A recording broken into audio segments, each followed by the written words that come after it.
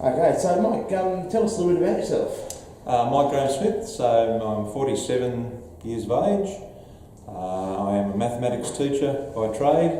My wife is Jane. I have 3 daughters, Millie 13, Esther 11, Hannah is 9. And Hobbies? Yes, hobbies. Walking, bushwalking, long walks on the beach. Perfect matches. It's an interesting question. When I was a player, I never really considered umpiring at all. Not even once during my playing career. But I do remember some of the umpires that I had along the way. But I'd played first grade cricket for 20 years, and by the time I was getting a bit old and creaky, I was starting to captain second grade, and I really intended to do that for the next 10 years or whatever. That's what I was going to do. And then Richard Widows, who was the state director of umpiring at the time, came up to me one day at a match and said, "Have you ever considered umpiring?" And I said, "No, not at all, not even once." He said, "Well, I think you could do pretty well at it." And within 24 hours, I'd sort of talked about it with my wife, and I sat down to consider the pros and the cons. And really, at that stage, I could have played for another 10 years, but I was then thinking of other ways I could put back into the game. So I thought umpiring was a good way of putting something back into the game. So within 24 hours, I'd given up presidency of the club and playing career, and I decided to take up umpiring. So you got your start in Hobart? Got the start in Hobart, yes. I was playing in what was the first grade competition here then, which later became known as the Cricket Tasmania Premier League. And I started umpiring in this competition, and that was my first season was 2007, 2008, I think it was. Excellent. So you touched on your experience with the University Cricket Club as experience you've had. So is that the playing experience you had, or have you got a deeper background than that? Well, I started playing turf cricket when I was in about grade 8, playing for the Yeoman Cricket Club in Burnie. My uncle Trevor Docking, he was the coach at the time.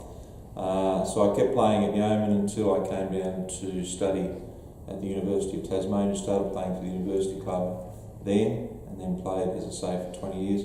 I did have a season off. My wife and I, who was my girlfriend at the time, we went overseas for a couple of years, so I played cricket for a couple of clubs in Birmingham as well, Barn Green Cricket Club and also Four Oaks Saints Cricket Club. So yeah, I've had experience here in local cricket and some experience in club cricket in England as well. Who were the umpires that you actually noticed while you were playing? Was there any that stood out? Good umpires, bad umpires, Hobart or in Burnie?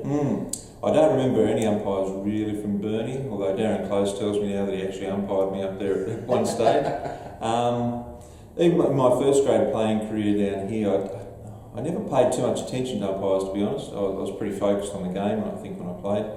But there are a few characters I do remember during my playing days. John Smeaton, I remember. Rod Tucker started down here. Graham Hamley, Brian Pollard, Don Heapy, Graham Hamley. A few of that, Brian Muir, Ken McGuinness. So there's a few guys that I do remember from my playing days, but really I don't recall watching them a great deal or concentrating on what they were doing. I was really concentrating on how our team was going or how I was playing. I remember with umpires, it's a bit of a shame, but I remember big decisions that were made in important matches, and that's about all. I remember relationships with some of the guys that I thought occasionally, he seems like a pretty good bloke and seems to be relating to the players pretty well. But other than that, I don't recall a great deal about umpires. So what do you think are key personality traits that make a good umpire? Yeah, look, I think it's really important. If you look at the ICC pillars for umpiring, then decision making is very important. It's certainly not the number one, but I think you need to be making good decisions most of the time. I think players will forgive you if you make the occasional mistake, but that's one I'd put up in the top 5 or 6. Other than that, I think you have to develop relationships, and I'm not talking about being pally-pally with the players all the time, because sometimes you have to stand up and do the things they don't want you to do or the things that are hard. So I think sticking to your guns, letting the players play the game is important because it's their game, but when that time comes for you to actually intervene, then you have to intervene in a strong way that way. Communication is very important, and not just with the players on the field, it's with all the key stakeholders in the game. So really when you're involved as an umpire, it's all the interactions you have on the field, off the field on the day, your interactions during the week with anyone who's involved with the game. So it's all those important things. Communication and man management's also a really important one as well. A lot of other things that come along, ground weather, light. There's a lot of factors that come into it, and it's about honing all of those skills at the same time. So what's the biggest challenge you face as an umpire? Yeah, it's an interesting one. I mean, I don't like to hark back on it, but I was involved in a fairly tragic incident in first class cricket, that with Phil Hughes, and I think coming back from that was a very difficult period of time. Certainly pleased when the coronial inquest was out of the way and put that behind us.